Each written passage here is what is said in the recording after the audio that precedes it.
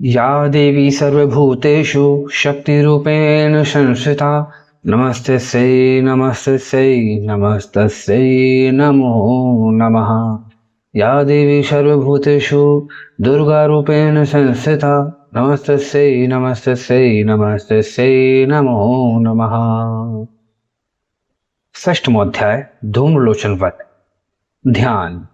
मैं सर्गेश्वर भैरव के अंक में निवास करने वाली परमोत्कृष्ट पद्मावती देवी का चिंतन करता हूँ।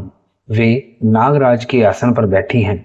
नागों के फणों में सुशोभित होने वाली मणियों की विशाल माला से उनकी देहलता उद्भाषित हो रही है। सूर्य के समान उनका तेज है। तीन नेत्र उनकी शोभा बढ़ा रहे हैं। वे हाथों में माला, कुंभ, कपाल और कमल लिए हुए हैं तथा उनके मस्तक में अर्धचंद्र का मुकुट सुशोभित है। ऋषि कहते हैं, देवी का यह कथन सुनकर दूत को बड़ा आमर्ष हुआ और उसने दैत्यराज के पास जाकर सब समाचार विस्तार पूर्वक कह सुनाया। दूत के उस वचन को सुनकर दैत्यराज कुपित हो उठा और दैत्य सेनापति धूम्रलोचन से बोला, धूम्रलोचन, तुम शीघ्र अपनी सेना के साथ जाओ और उस दुष्टा के केश पकड़कर घसीटते हुए उसे बलपूर्वक यहाँ ले आओ।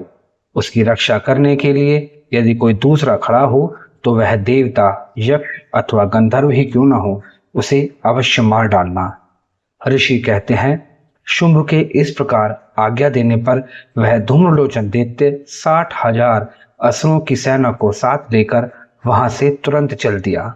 वहां पहुंचकर उसने हिमालय पर रहने वाली देवी को देखा और ललकार कर कहा, अरे तो शुंभ निशुंभ के पास चल। यदि इस समय प्रसन्नता पूर्वक मेरे स्वामी के समीप नहीं चलेगी तो मैं बलपूर्वक झोंटा पकड़कर घसीटते हुए तुझे ले चलूंगा।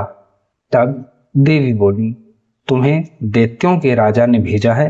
तुम स्वयं भी बलवान हो और तुम्हारे साथ विशाल सेना भी है। ऐसी दशा में यदि मुझे बलपूर्वक ले चलोगे तो मैं तुम्हारा क्या कर सकती हूँ। ऋषि कहते हैं, देवी के यूं कहने पर असुर धूम्रलोचन उनकी ओर दौड़ा। तब अंबिका ने हुं शब्द के उच्चारण मात्र से उसे भस्म कर दिया। फिर तो क्रोध में भरी हुई दैत्यों की विशाल सेना और अंबिका ने एक दूसरे पर तीखे सायकों, शक्तियों तथा फरसों की वर्षा आरंभ की। इतने में ही देवी का वाहन सिंह क्रोध में भरकर भयंकर गर्जना करके गर्दन के बालों को हिलाता हुआ असुरों की सेना में कूद पड़ा। उसने कुछ दैत्यों को पंजों की मार से, कितनों को अपने जबड़ों से और कितने ही महादैत्यों को पटक कर ओट की दाढ़ों से घायल करके मार डाला।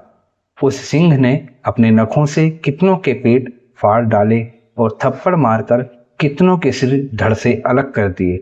कितनों की भुजाएं और मस्तक काट डाले तथा अपनी गर्दन के बाल हिलाते हुए उसने दूसरे दैत्यों के पेट फाड़कर उनका रक्त चूस लिया। अत्यंत क्रोध में भरे हुए देवी के वाहन उस महाबली सिंह ने क्षण भर में ही असुरों की सारी सेना का संहार कर डाला।